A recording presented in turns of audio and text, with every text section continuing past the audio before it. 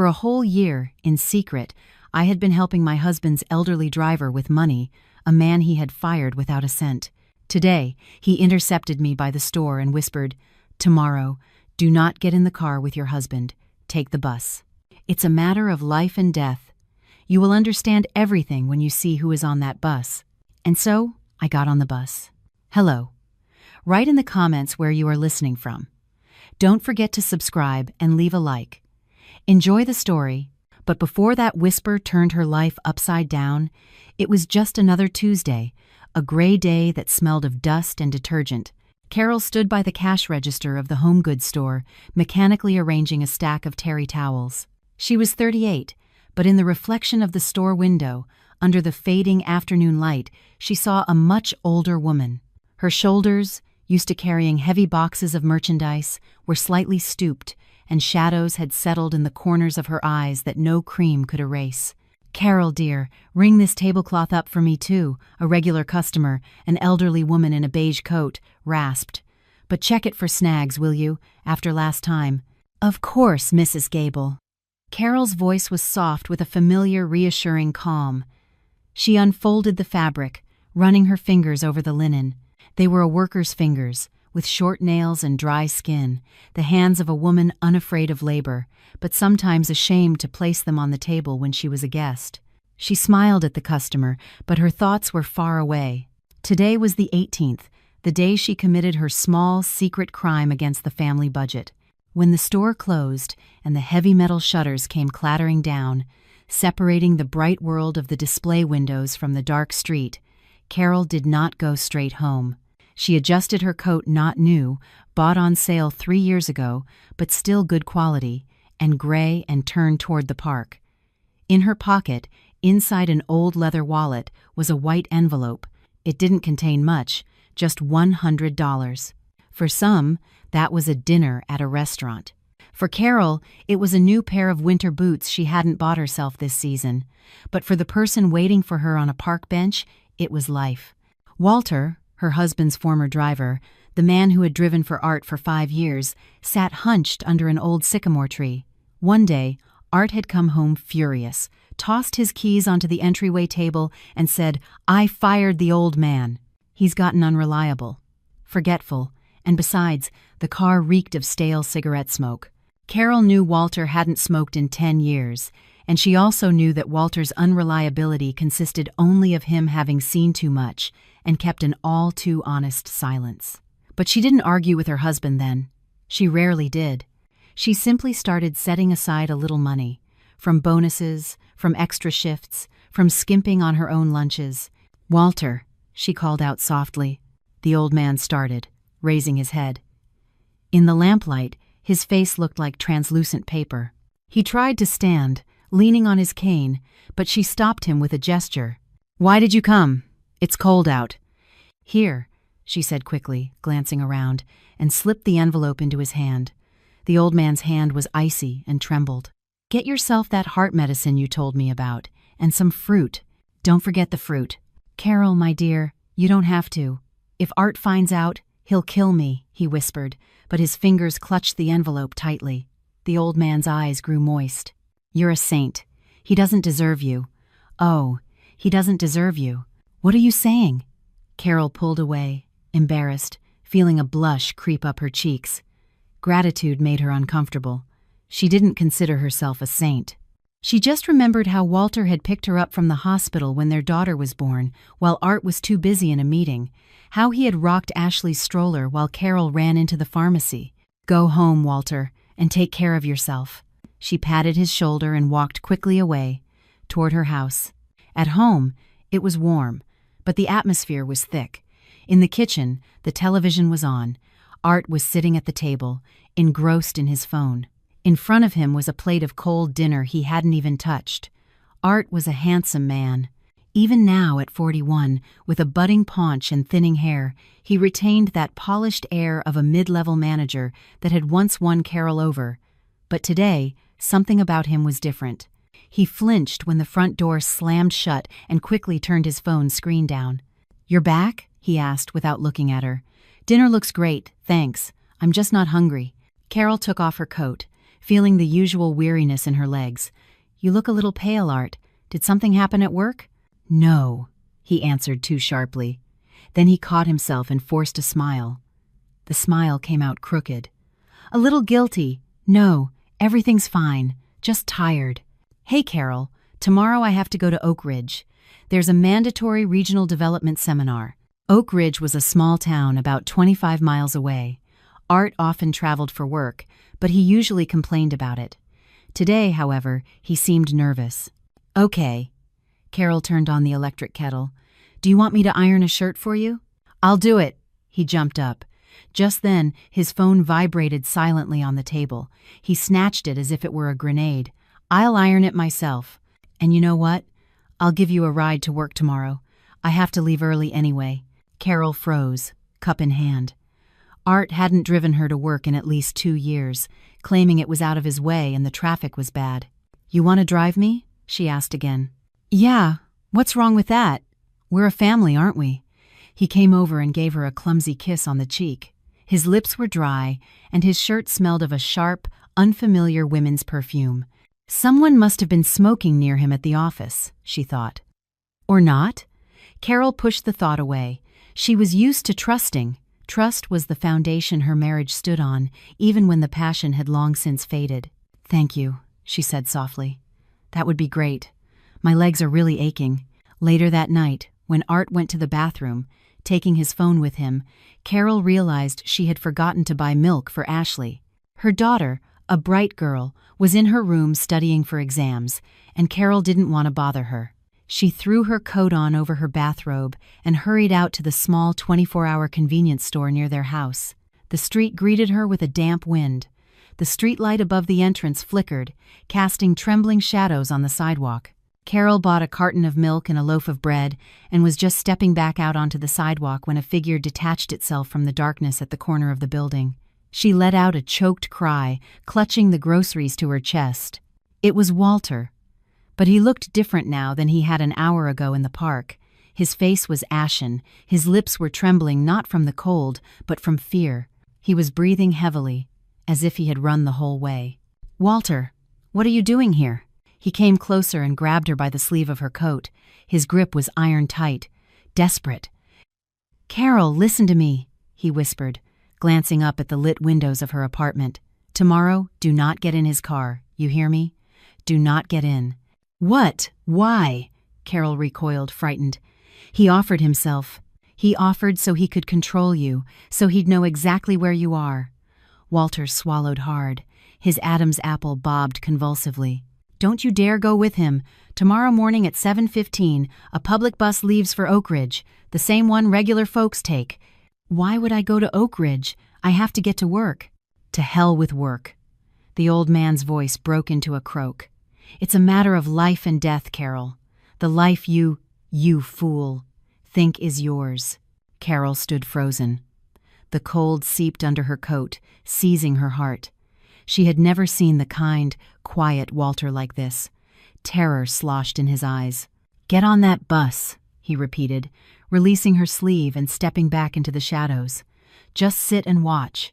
You will understand everything when you see who is on that bus." He vanished into the darkness as quickly as he had appeared, leaving Carol alone under the flickering streetlight. In her hands was the carton of milk, and in her head, a ringing, terrifying void. Up in her window, the silhouette of Art appeared. He was on the phone with someone again. Carol looked at the window, then at the empty street where the old man had disappeared. For the first time in many years, she felt the familiar, firm, and safe ground begin to crumble beneath her feet. In the morning, Carol lied. It was the first lie in 20 years of marriage, and it came with an unexpected ease, as if her tongue found the words on its own. "Ashley isn't feeling well. She has a terrible stomachache. I'll stay home for now. I'll call the doctor, and then I'll make my own way in." Art, already in the hallway with his keys in hand, didn't even glance toward their daughter's room. He just nodded, blew a kiss in the air near Carol's ear, and walked out the door, muttering something about being late. Carol waited until the sound of the engine faded, and only then did she put on her coat. Her hands were shaking so badly that she couldn't get her arm into the sleeve on the first try. The bus station greeted her with the smell of exhaust fumes and fried donuts. The bus to Oak Ridge, an old, rattling vehicle, was already at the bay, wheezing smoke. Carol got on, trying not to look up, and sat in the very back, by the window. She felt as if everyone knew why she was there, as if it were written on her forehead, "Wife spying on her husband." The bus was half empty, a few retirees with empty shopping baskets, a student with headphones, and a woman with a girl of about 7 sitting 2 rows ahead. The bus lurched forward, swaying heavily over potholes. Carol stared out the window at the gray apartment buildings rushing by, but she didn't see them. Walter's words echoed in her head. "Go. Watch." The little girl in front began to fidget, knelt on her seat, and looked back, directly at Carol. Carol froze. Her heart skipped a beat, then another, and began to pound in her throat, making it hard to breathe. The girl had Art's eyes, the same almond shape, the same slightly drooping outer corner that gave his gaze an eternal, touching sadness, and a chin with a tiny dimple that Carol had kissed so many times on her husband. The girl looked at her with childish curiosity, twisting a lock of blonde hair around her finger exactly the way Art did when he was nervous or thinking. But it wasn't the face that held Carol's gaze. On the girl's neck, over her pink jacket, hung an antique silver locket in the shape of an oval shell. Carol remembered that locket. She had found it in the pocket of Art's jacket about 6 months ago. "It's a gift for Mom's anniversary," he had said then, quickly putting the piece of jewelry away. "I took it to get fixed. The clasp was broken. And then they lost it at the shop. Can you believe it? I raised hell, but what good did it do?" Carol had comforted him then, saying it was the thought that counted. Now, that lost locket was shining on the neck of a strange little girl with her husband's eyes. Carol gripped the bar of the seat in front of her so hard her knuckles turned white. The air in the bus became unbearably thin. She wanted to scream, to stop the bus, to run, but she sat there, paralyzed by the horror of recognition. "Lily, sit down properly," the woman beside her chided. She was young, pretty, with a stylish haircut. Victoria. The name surfaced in her memory on its own. Out of nowhere. She didn't know her name, but for some reason, it fit this well-groomed woman in a fashionable coat. The bus pulled into Oak Ridge. The woman and the girl stood up and moved toward the exit. Carol, as if in a dream, got up after them. Her legs felt like they were made of cotton, not her own. They got off at a stop in a neighborhood of nice houses. Carol kept her distance, hiding behind the few passers-by and lampposts. She felt like a thief, a criminal stalking someone else's happiness, but there was nothing left to steal. Her own happiness was turning to dust with every step. The woman and the girl turned down a side street lined with neat brick houses. Parked next to one of them, with a green fence and a well-tended front yard, was a familiar car, Art's silver sedan.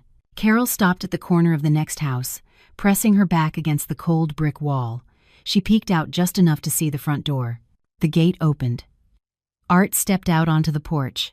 He was wearing a casual sweater, the same one with the reindeer that Carol had given him last Christmas and which, according to him, he had forgotten in a locker at work.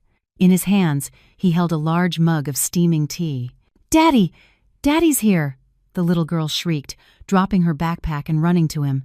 Art set the mug down on the railing, opened his arms, and caught the girl. He lifted her into the air, spinning her around, laughing. Carol hadn't heard him laugh like that in years. Genuine, loud, young. "My princess, how was the trip?" He kissed the top of the girl's head, then set her down and walked over to the woman. He wrapped his arm around her waist with a possessive, familiar gesture. The woman said something to him, smiling, and adjusted the collar of his sweater. Art leaned in and kissed her. Not on the cheek, the way he had kissed Carol that morning. On the lips, long and tenderly. Carol slid down the wall. Her legs refused to hold her. She sat right on the damp, dirty asphalt, not caring about her coat. This wasn't an affair, not a casual fling on a business trip. This was a life. Another life. A real, full life where Art was happy and at ease. A life where he was a father to a little girl with his eyes. A life where there was no place for Carol. And judging by the girl's age, there hadn't been for about 7 years. Something inside her chest snapped, like a taut string that had been holding her together all these years. Carol covered her mouth with her hand to keep from sobbing out loud. Her shoulders shook with silent crying. Tears streamed down her cheeks, hot, salty, smudging her mascara, dripping onto the gray collar of her coat. She sat on the ground, a small, crushed woman, watching the idyllic scene behind the green fence through a veil of tears. She remembered how she had scrimped on groceries to buy Art good shoes, how she had mended his socks, how she had believed every word about meetings and business trips, how foolish she had been, how blind, how pathetic. Art picked up the girl's backpack from the ground, put his other arm around his wife, and the three of them went into the house. The door closed, shutting Carol out from their warmth. She was left alone in a strange town, on the dirty asphalt, with a hole in her chest the size of that house. She tried to breathe, but the air caught in her throat like a thorny knot. She curled up, hugging her knees, burying her face in the damp wool of her coat. Finally, she let herself cry aloud, quietly, whimpering like a beaten dog that had been thrown out into the cold. Carol didn't get up from the ground right away. First, she braced herself with a palm against the rough brick. Then, slowly, like an old woman, she straightened her back. Her knees were wet and dirty. But it didn't matter. She brushed off her coat with a mechanical, meaningless gesture and walked away from the house with the green fence. The journey back was a blur. She didn't remember getting on the bus, how she got back to her city, how she opened the door to her apartment. She just sat in the kitchen, staring at the cold kettle, and waited. Art returned 3 hours later. He came in whistling. He dropped his keys on the entryway table, the same sound that had always meant his return home. "Carol, I'm home," he called from the doorway. "Guess what? The seminar ended early. I bought a cake." He stopped short as he entered the kitchen. Carol was sitting at the table, motionless. She didn't even turn her head. Her coat was still balled up on a nearby chair, stained with dirt at the hem. "Carol, what's wrong with you?" A note of unease crept into his voice. Did something happen to Ashley? Carol slowly raised her eyes to him. There were no tears in them, just an infinite, leaden exhaustion. "I saw her, Art. Her and the girl, Lily." The silence that fell over the kitchen was thick, vibrating. Art turned pale instantly. The cake box slipped from his hands and fell to the floor with a dull thud, but he didn't even flinch. You were in Oak Ridge," he whispered. "She has your eyes," Carol said in a flat, lifeless voice. "And your locket, the one you lost." Art collapsed into the chair opposite her. All his confidence, all the polish of a successful manager, vanished like a shell. He covered his face with his hands. "Carol, forgive me. I didn't want this. I didn't know how to tell you." He began to cry. Not the way a man cries from grief, but pathetically, sobbing, smearing tears across his face. "It was an accident, really, 7 years ago. I didn't want to hurt anyone. I love you, Carol, but I couldn't abandon them. Lily is just a child." Carol looked at him and felt nothing. Not pity, not anger, just disgust. She looked at this man with whom she had shared a bed, a table, and a life, and she saw a coward. "You didn't want to hurt anyone?" she asked quietly. "You've been lying to me for 7 years, every day, every minute." Just then, the front door opened. The sound was authoritative, confident. Trudy, Art's mother, walked into the hallway. She had always had her own keys and came in without knocking. "What is going on here?" Her voice cut through the air like a knife. She scanned her tearful son, the crushed cake on the floor, and the motionless Carol. "Art, stop your sniveling. Get up." Art sniffled but obediently straightened up, wiping his face on his sleeve. Trudy slowly pulled off her gloves, placed them neatly on the table, and turned to her daughter-in-law. There was not a trace of compassion in her gaze, only cold calculation. "So, you found out," she stated calmly, as if discussing a broken cup. "Well, it's about time. It was foolish to hide it forever." "You knew?" Carol wasn't asking. She was stating a fact. "Of course I knew," Trudy sniffed. "Who do you think helped Art buy that house? On his salary? Don't make me laugh."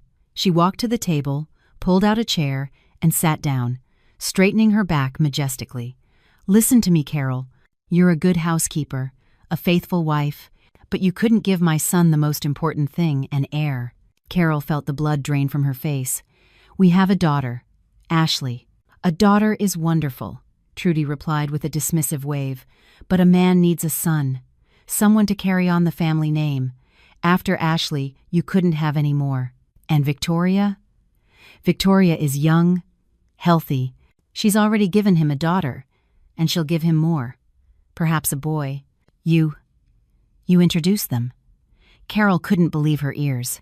"I helped my son get what he needed," the mother-in-law cut her off sharply. "And if you were smarter, you would have understood it yourself. You saw how he was suffering, how he wanted more children, but you were silent. You buried yourself in your work, in your garden. You stopped being his wife, Carol. You became a convenient roommate." Trudy's words hit where it hurt the most. Carol remembered the nights Art tried to talk about a second child, and she, exhausted after her shift, would brush him off. "There's no money, Art. How would we manage? We can barely raise Ashley." She remembered how she had stopped wearing makeup for him, how she had stopped asking him what he dreamed of. She thought she was protecting the family, saving her strength and money. But it turned out she herself had opened the door for another woman. "I'm not justifying Art," Trudy continued, seeing her daughter-in-law crumble, "but you're no saint either. Now, for the important part. You can't get a divorce. Art has a career. Elections coming up. A scandal is not good for him, and not for you either. Where would you go? To a shared apartment on your store clerk's salary?" Carol was silent. "Everything will stay as it is," Trudy decreed.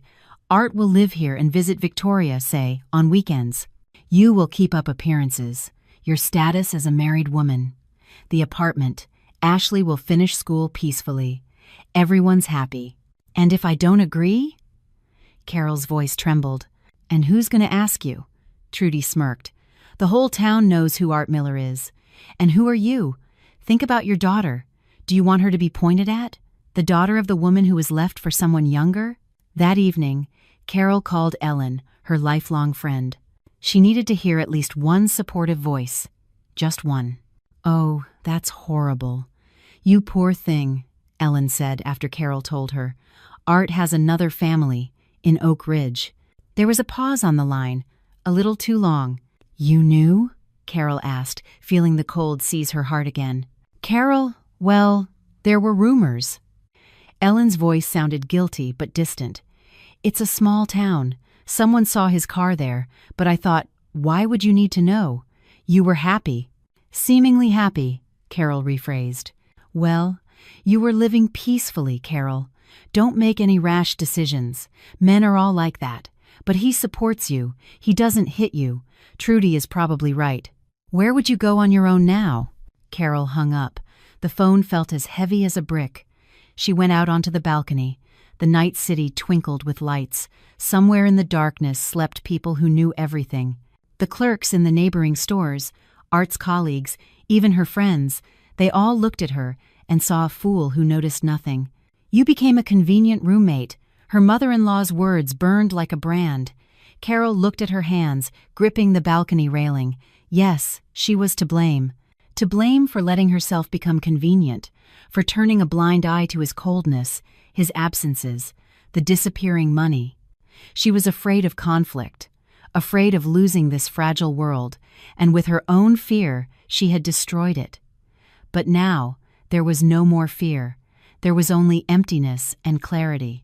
She returned to the room. Art was asleep on the living room sofa, covered with a blanket. Even in sleep, he looked pathetic, his legs curled up.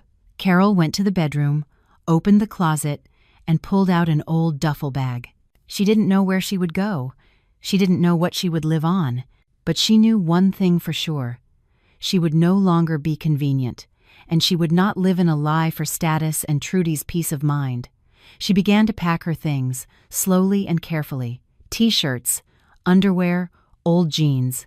Each item that went into the bag was like a brick in the foundation of a new, unknown, and terrifying life. In the morning, she would not make breakfast. In the morning, she would take the first step. In the morning, Carol didn't leave.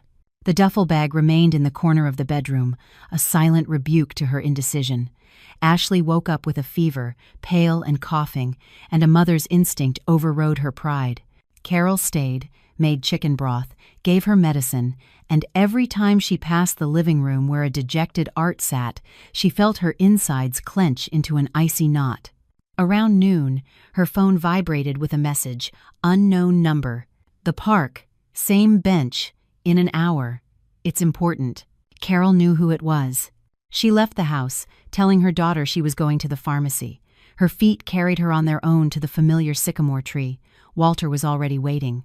This time, he wasn't hiding in the shadows but sat upright, his hands on the knob of his cane. On the bench next to him lay an old, worn-out logbook with a faux leather cover, the kind they gave drivers at the transport company 20 years ago. Walter. Carol walked up and sat beside him without looking at him. She was ashamed. Ashamed that he had warned her and she hadn't believed him. Ashamed that he had witnessed her disgrace. "You saw?" he asked in a low voice. "I saw." "Good." The old man nodded as if stamping a document. "Then, you're ready to listen now." He pushed the logbook toward her. "What is this?" "My conscience, Carol." Carol opened the first page. Walter's handwriting was large, angular, with a firm stroke. Dates, times, mileage, addresses. March 12. Oak Ridge. 14 Main Street waited 3 hours. Toy store, Viehmogführer. April 5. Central Bank, cash withdrawal. Oak Ridge, 14 Main Street package delivery. May 20. Healthy Kids Pediatric Clinic, Oak Ridge. Paid for consultation. The pages rustled under her fingers like dry leaves. Year after year, 5 years of meticulous records. "He wasn't just taking rides, Carol," Walter began, staring straight ahead. "I saw everything. I was his alibi." "Walter, just say we were at the construction site." "Walter, stop by the florist and buy a bouquet. Say it's from me while I make a call." I kept quiet because I needed the job. My pension is small. My wife is sick. I was selling my conscience for a paycheck, Carol. Carol was silent, turning the pages. "And then, a year ago?" The old man's voice trembled. "We were coming back from Oak Ridge. He was cheerful, ecstatic. His daughter, Lily, had said her first word or something. And I had the nerve to say, 'Mr. Miller.' But Ashley has her recital at the music school today. You promised you'd go." Walter smiled bitterly. He looked at me like I was trash. "You just drive, old man, and don't stick your nose where it doesn't belong," he told me. "Carol is a strong woman, she'll manage. Victoria needs help. She's all alone." And the next day, he fired me. Said I was unreliable. Carol stopped at an entry dated 6 months ago. Central Bank. Withdrawal from education account, $1,500. Transfer for roof repair in Oak Ridge. The education account. Carol's blood ran cold. It was their untouchable savings, the money they had been putting away since Ashley was born for college, for tutors, for her future. Every cent in there was watered with her sweat, with her giving up a new coat, a vacation, a normal life. She flipped through the pages frantically. Withdrawal from education account, $500. Purchase of furniture for child's room. Withdrawal from education account, $2,000. He emptied the account. Carol's voice broke into a whisper. "Almost completely," Walter confirmed. "I drove him to the bank each time. He said he was investing, that the money had to work. And oh, it worked. On a roof repair in Oak Ridge and a private daycare for Lily." Carol closed the logbook. Her hands were shaking with a fine, unpleasant tremor. This was worse than infidelity. Infidelity could be explained by passion, a mistake, a weakness. But this was theft. He wasn't stealing from her. He was stealing from his own daughter. From Ashley, who dreamed of studying architecture, who spent nights sketching blueprints, who believed her father was proud of her and would help her. Art hadn't just betrayed his family. He had methodically and calculatedly, dollar by dollar, destroyed the future of his first daughter to build a comfortable nest for his second. "Why didn't you tell me sooner?" Carol asked without looking up. "I was afraid," Walter answered honestly. "Afraid of him. afraid you wouldn't believe me, that you'd say, "The old man is senile, getting revenge for being fired." You loved him, Carol. You prayed for him. He placed his dry, rough hand on hers. But now I see you have nothing left to lose. Take this logbook. It's not just paper, it's evidence. If he starts playing games, if he says there's no money, show him this. Let him know his secret accounting isn't so secret. Carol clutched the logbook. It burned her fingers. Thank you, Walter. Don't thank me, my dear. The old man sighed deeply and stood up, leaning on his cane. I'm an accomplice too. I drove him. I stayed silent. Forgive me, if you can. He walked away down the path, more stooped than usual, a small figure in an old coat carrying the weight of others' sins on his shoulders. Carol remained on the bench. The wind flipped through the logbook, revealing more and more dates. Purchase of coat, $1,000. Payment for stay at spa resort for mom, Trudy, $800. Carol remembered how Art had told her last winter, "Carol, it's a crisis. They cut my bonus this year. No gifts, okay? The important thing is we're together." She had agreed. She had felt sorry for him. She had prepared a festive dinner with what she had, and all the while he was buying another woman a coat with his daughter's money. Something inside Carol burned away completely. The pity, the doubts, the fear. It all vanished, consumed by a white-hot flame of rage, a silent, cold, calculating rage. She stood up. Her movements became precise, sharp. She put the logbook in her purse. She zipped it shut with a dry sound, like a gunshot. She wasn't crying anymore. She had no tears left. All that remained was the desire to take back what belonged to her daughter. Carol walked home.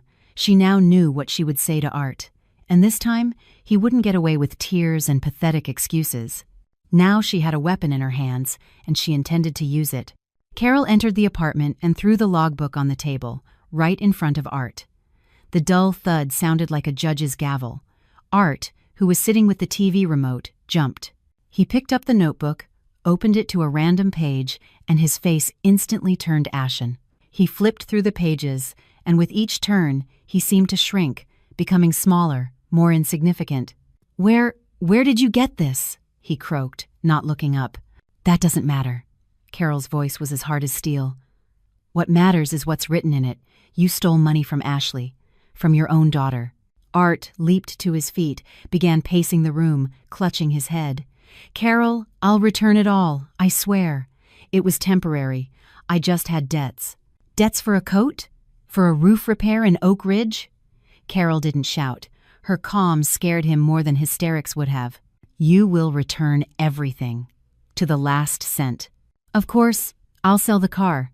He grabbed her hands, looking into her eyes with dog-like devotion. "I'll list it tomorrow. I'll take out a loan. I'll fix everything. Carol, honey, do you hear me? Just don't leave. Don't tell Ashley. Don't ruin me." Fear sloshed in his eyes. A primal, animal fear. Fear of losing his comfortable life. Fear of scandal. Fear of what people would say. Carol saw that fear and mistook it for remorse. She took out a sheet of paper and a pen. "Write." "Write what?" "A promissory note. That you pledge to return the full amount you withdrew from the account within 1 month, and that you will cease all contact with that family completely." Art wrote quickly, sloppily, with misshapen letters. His hand was shaking.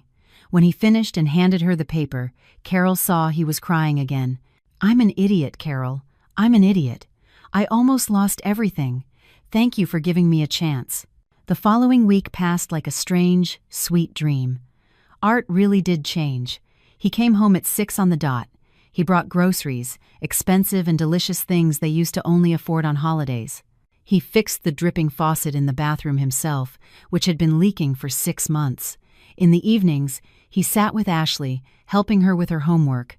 Carol, passing her daughter's room, would hear their voices. "Dad, look! This projection is wrong." "You're right, Ash. Good eye. You're so observant. Let's redraw it." Ashley was glowing. She didn't know the truth. She only saw that Dad had suddenly become attentive and caring, and Carol, watching her happy daughter, felt the knot of ice in her chest begin to melt. Maybe people do change. Maybe the fear of losing his family had really brought him to his senses. Even Trudy traded her anger for kindness. On Saturday, she invited Carol for tea. "Come in, Carol, dear. Sit down." The mother-in-law poured tea into her best china. On the table were pastries from a fine bakery. "I've been thinking, maybe we were too hasty. We're all human. We all make mistakes." She pushed a bowl of jam toward Carol. "Art told me everything. About the car, the money. He's ready to do anything to save the family. And you know what? I support him. Family is the most important thing. And those youthful mistakes? Well, they happen. The main thing is that he's made a choice, and he chose you." Carol sipped her tea, listening to her mother-in-law's measured voice, and felt the tension that had gripped her for the past few days release. She wanted to believe God. How she wanted to believe that the nightmare was over. "Do you really think so, Trudy?" "Of course, dear. You are a wise woman. You were able to forgive. That is worth a great deal. Now we will fix everything. We will live better than before." That evening, the three of them had dinner together. Art joked, told stories from work. Ashley laughed, and her laughter filled the apartment with a living warmth. Carol looked at her husband. He seemed tired but calm. He really had put the car up for sale. She had seen the online ad. He had stopped hiding his phone, leaving it on the sofa, screen up. It seemed the storm had passed. Before bed, Art hugged her. "Thank you," he whispered in her ear. "I will never let you down again." Carol closed her eyes. For the first time in a long time, she fell asleep without heavy thoughts. She thought about how tomorrow was Sunday, how they would go for a walk in the park, how Ashley would soon start college and the money for her education would be there.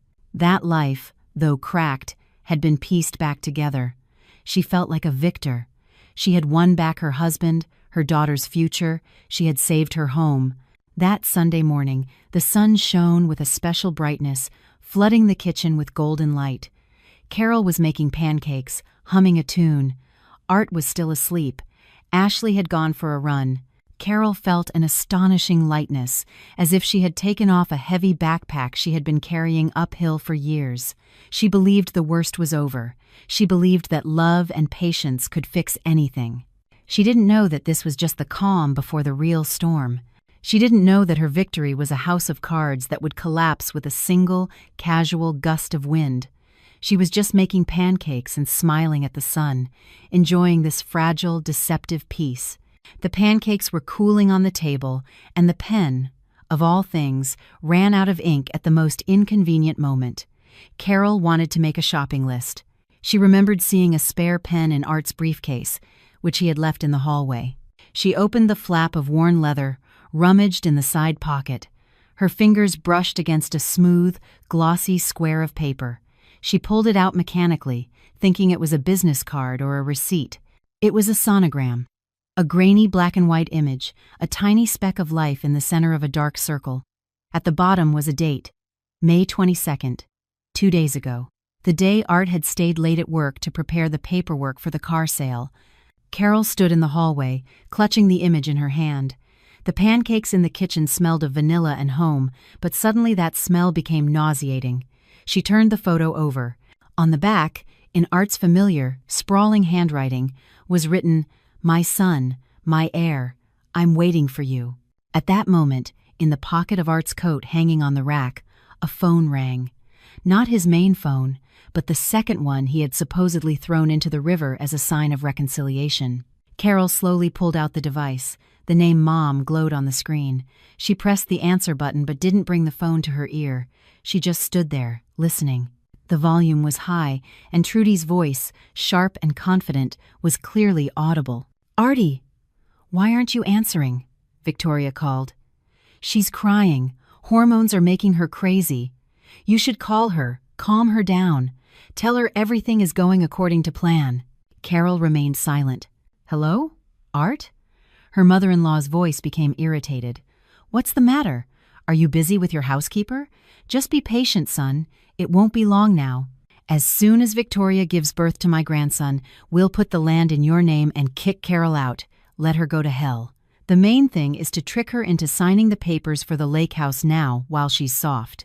The lawyer said as soon as it's joint property, we'll sell it to pay off the debts." Carol hung up. The phone slipped from her fingers and fell to the floor with a clatter. The sound of the crash woke Art up. He came out of the bedroom, sleepy, in his pajama bottoms, scratching his chest. "Carol, what fell?" He yawned, squinting in the sunlight. Carol slowly turned to face him. In one hand, she clutched the sonogram. With the other, she pointed at the phone on the floor. Art followed her gaze, saw the phone, saw the photo, and the sleep vanished from his eyes instantly. This time, he didn't cry. He didn't fall to his knees. He looked at her with the eyes of a cornered animal that understands. There is no escape. It's time to bite back. "You've been snooping through my things," he said coldly. It wasn't a question.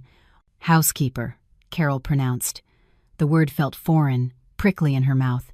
"To you people, I'm just a housekeeper you have to put up with until the heir is born."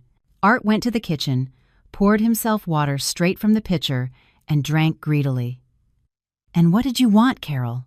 He turned to her, his face twisting into a malicious grimace. "A wife? And what kind of wife are you? Have you looked in the mirror? You've turned into a shadow, a function. Fetch, serve, wash. You can't talk to you about anything other than the price of potatoes or Ashley's grades." Carol recoiled as if she had been struck. "I worked. I tried for us." "You tried to make everything proper," he interrupted.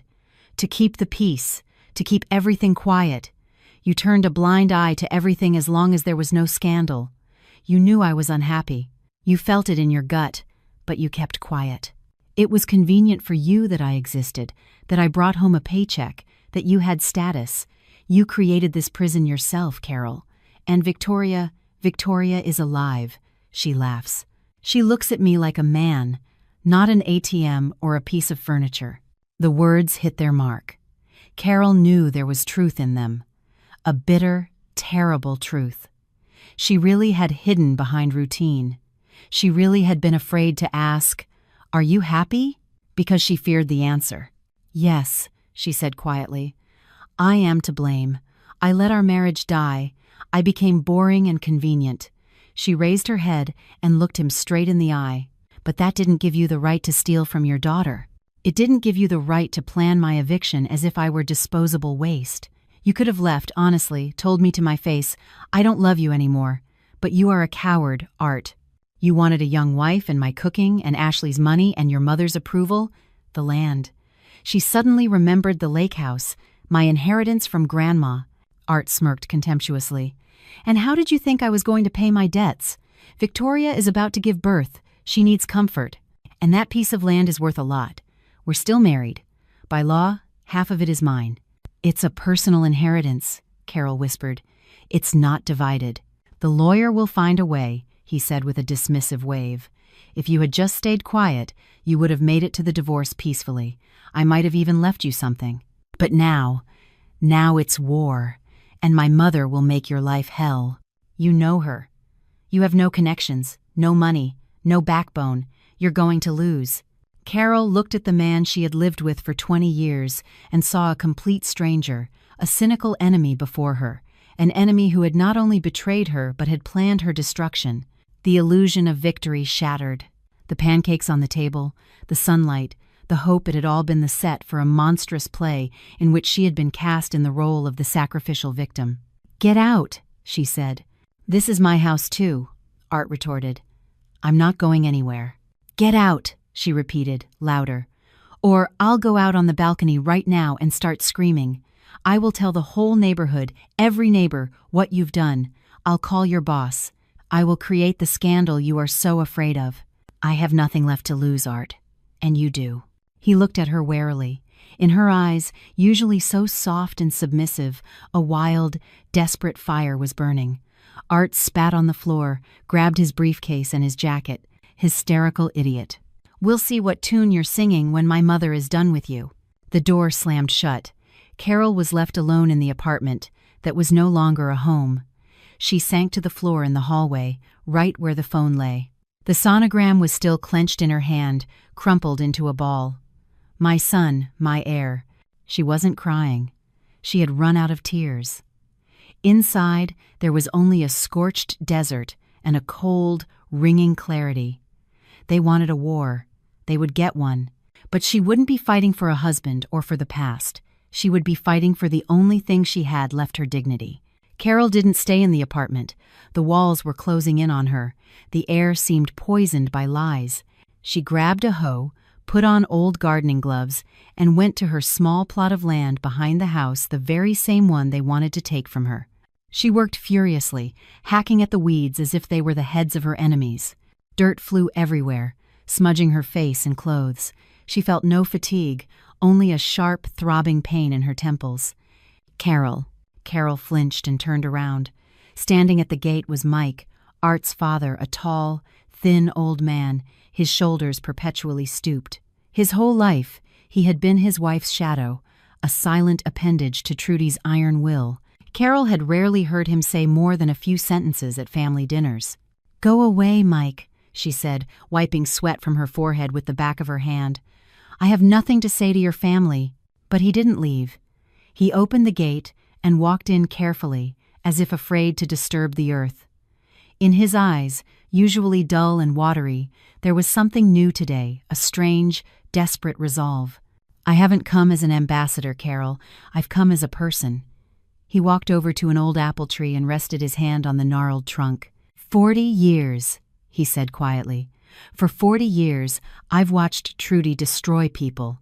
First me. I wanted to be a painter, Carol. She said, "Go to the factory, there's stability there." And I went. Then she started on Art, molding him in her image. And this is what she molded. He looked at Carol. There was so much pain in his gaze that her anger subsided for a moment. "I was silent when she drove away your predecessor, Art's first girlfriend. I was silent when she taught him to lie. I thought time would fix it, that familiarity would breed affection, that it was family, after all." Mike reached into the pocket of his old knit jacket and pulled out a small black flash drive. "This morning, while you were at work, they were sitting in the kitchen. Trudy, Art, and that lawyer of theirs, a slippery fellow. I was in my room with the door ajar. They think the old man is deaf, that he's just watching TV. But I turned on the voice recorder." He held the flash drive out to Carol. His hand trembled, not from weakness, but from decades of accumulated anger. "Take it. It's all here. How they discussed your land. How Trudy said you had to slip the papers to sign when you were upset about Ashley. How Art laughed and said you were a gullible fool, that you'd sign anything if he cried a little." Carol took the cool plastic. It burned her palm. "Why are you doing this?" she asked. "I'm saving what's left of my soul, Carol." The old man smiled bitterly. "I don't want to die knowing I allowed another life to be trampled. They will devour you if you don't strike first." He stepped closer and lowered his voice, though no one else was in the garden. "And one more thing you should know. Victoria is at the music school right now. There's a recital. Her students are performing. Art went there. He bought her a gold necklace with rubies. Told his mother it was a gift for the son. A necklace with rubies." Carol remembered Art telling her a month ago, "Carol, we can't afford the boots right now. Make do until winter, okay?" "At the music school?" she asked again. "Yes, in the auditorium. The concert starts in half an hour. Half the town will be there. Parents, teachers, the councilman." Mike looked her in the eye. "Trudy fears only one thing, Carol. Publicity. She has spent her whole life building a facade of a perfect family. If that facade crumbles in front of everyone, she will lose her power. And Art is a coward. He's only strong in the dark." Carol clenched the flash drive in her fist.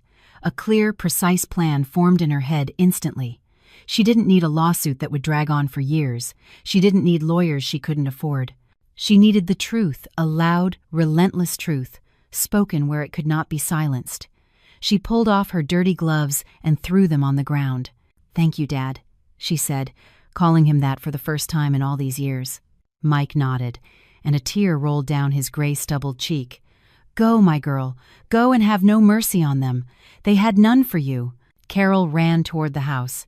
She had 20 minutes to change, find Ashley's portable speaker, and get to the music school.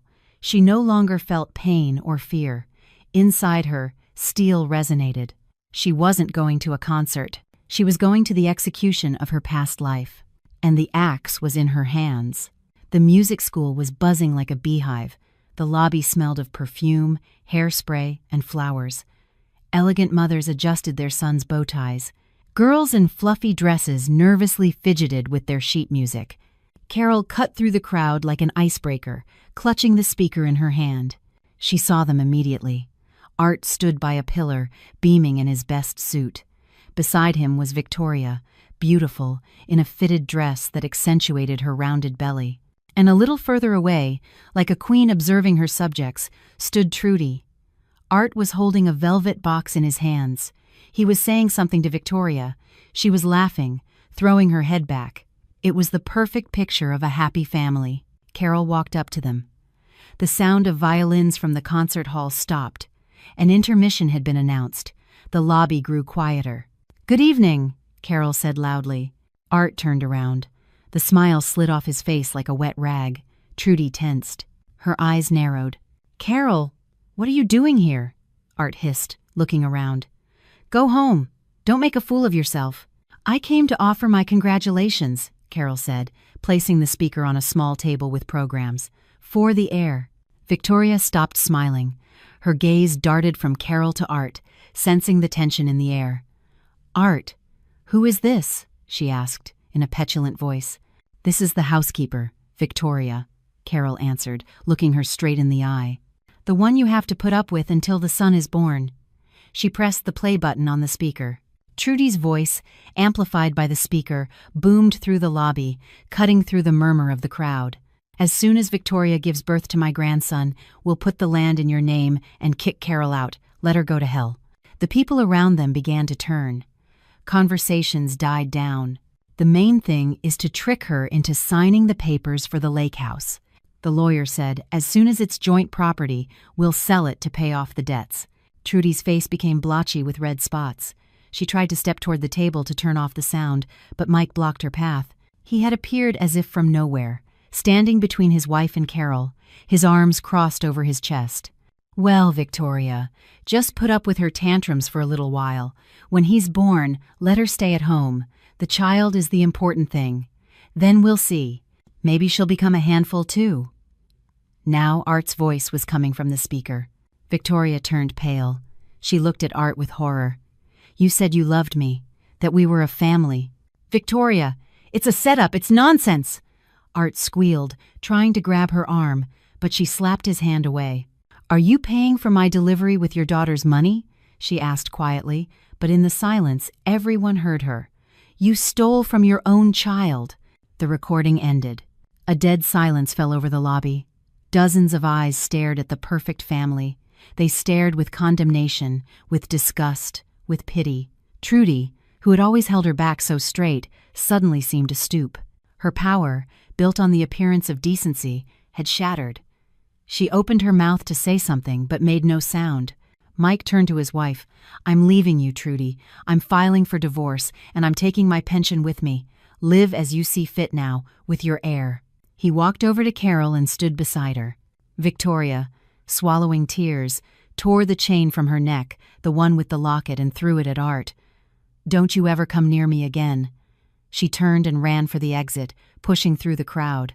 Art was left alone in the middle of the lobby, a small, pathetic man with a velvet box in his hands that he no longer had anyone to give. He looked at Carol, and in his eyes there was an absolute void. "You destroyed everything," he whispered. "No, Art," Carol replied calmly. "I just turned on the light." She turned and walked toward the exit. She felt no triumph, only a huge, leaden weariness and a strange, ringing emptiness where her heart used to be. 8 months passed. The winter was snowy that year. Carol stood by the window of her small shop in the market square. The sign, "Hearth and Home," glowed with a warm yellow light. Behind the glass were stacks of linen tablecloths, embroidered napkins, soft blankets. It was her tiny business, but it was hers. She had opened it with money from the sale of part of her inheritance and a small loan that Mike had helped her secure. Her former father-in-law visited her often now. He brought her pies, helped with the bookkeeping. He lived in a rented room, painted pictures, and for the first time in 40 years, he seemed alive. Art disappeared. They said he had moved to another state, running from debts and shame. Trudy lived alone in her large apartment, and the neighbors said she had stopped going outside. Carol arranged a stack of towels. Her hands were still a worker's hands, but now there was no ring on her fourth finger. The mark was still there, a thin white line on her tanned skin that would probably never fade. The bell on the door jingled. Ashley came in, flushed from the cold, a portfolio case on her back. "Mom, hi. I passed my exam. Straight A's." Carol smiled. They had scraped together the money for the first semester with difficulty, but the judge had ordered Art to pay his debt, and the first small payments had started to come in. "You're so smart, my girl. Want some tea with thyme?" They sat in the back room, drinking hot tea from simple mugs. Outside, it was snowing, covering the city in a white blanket. Carol looked at her daughter, at the steam rising from her cup, and felt peace. It wasn't an overflowing happiness, it was the quiet, slightly melancholic joy of someone who has survived a shipwreck and built her own house on the shore. She had lost her husband, 20 years of her life spent on an illusion, the belief that love is forever. Sometimes at night, she still cried into her pillow, remembering the Art she had once loved, the one who perhaps never existed, but she had found herself. She was no longer a shadow, no longer convenient. She was Carol, a woman who knew how to stand on her own 2 feet, even when the ground was crumbling beneath them. In the evening, as she was closing the shop, she saw Walter. He was walking down the sidewalk with his wife, holding her arm. The old man saw Carol, stopped, and waved. Carol waved back. She breathed in the frosty air. It smelled of snow, pine, and hope. Life went on different, complicated, lonely, but honest, and that was the most important thing. Dear listeners, that is the end of Carol's story. A difficult, sometimes bitter story, but in my opinion, a very important one. What do you think? Did Carol do the right thing? Was it worth airing their dirty laundry and creating such a public scandal? Because many will say she should have been wiser, kept quiet, preserved the family for appearance's sake. And others will say they got what they deserved, and then some. And how would you have acted in her place? Could you have forgiven? Or would you have burned all the bridges too? Please write in the comments. I am truly interested in your opinion. The debates about what constitutes feminine wisdom and where it turns into self-abasement never cease. If this story touched you, if you sympathized with Carol, please give this video a like. This will help our channel grow and tell new stories. Subscribe so you don't miss the continuations of our other series. And if you want to know what happened to Victoria or Trudy, let us know in the comments. Perhaps we will take a look into their lives as well. I wish you all the best. Take care of yourselves and your loved ones.